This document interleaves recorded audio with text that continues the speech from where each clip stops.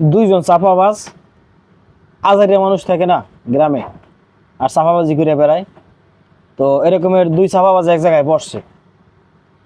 এখন বলতে আছে যে আমার দাদার বিশাল বড় একটা গরু ঘর আছিল, যেই গরু ঘরের এক প্রান্ত দিয়া হাঁটা শুরু করলে বরাবর 6 মাস লাগবে ওই পারে যাইতে। ঠিক আছে, এই পার থেকে ওই পারে 6 মাস যাওয়া লাগবে, হাঁটতে হাঁটতে মানে সময় লাগতো যাইতে। তো এখন পাশে যে আরেক চাপাবাজ আছে, তারও তো কিছু বলতে হইবে। সে বলতে আছে যে আমার নানার একটা বাঁশের জার ছিল, এই বাঁশের জারে এত বড় বড় বাঁশ হইতো যে একটা বাঁশ দিয়ে চান্দের দেশে যাওয়া যাইতো।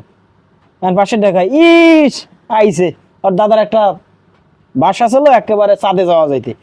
তাই তুই তো গো দাদার বাঁশ থুইতি কই, এত বড় বাঁশ কই রাখতি? কয় কে এত গো যে গরু ঘর আছে না, 6 মাস লাগে যাইতে এই ঘরের মধ্যে। তাই চাপাবাজির লেভেল দুজনারই সমান, যুক্তিও কিন্তু ঠিক।